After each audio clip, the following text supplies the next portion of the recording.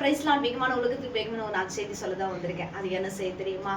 என்னங்க, இன்னைக்கு நீங்க நினைத்திருக்கிற காரியத்துல எப்படி ஒரு முடிவு இருக்குமோ அப்படின்னு சொல்லி இந்த இந்த இன்னைக்கு நீங்க ஒரு நினைவு நினைத்திருப்பீங்கல்ல, இதுல ஒரு முடிவு எப்படி இருக்குமோ, ஆண்டவரே நீங்க இப்படி செஞ்சா நல்லா இருக்கும், அப்படி செய்தா நல்லா இருக்குமே அப்படின்னு சொல்லி ஒரு மிகுதியான ஆலோசனையில கர்த்தருக்கு சொல்லிக்கிட்டு உட்காந்துட்டு இருக்கீங்களா?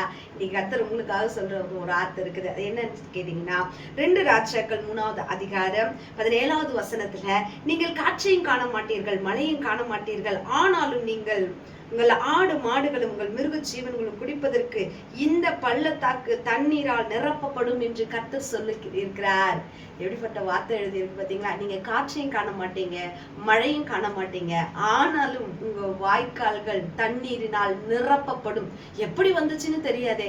நீங்க நினைத்திருக்கிற யோசனையின்படி அல்ல, அவர் நினைத்திருக்கிற நினைவின்படியே இன்னைக்கு உங்களுடைய காரியம் மாறுதலாய் முடிய போகுது. இதுவே உங்களுக்கான செய்தி. Praise Lord.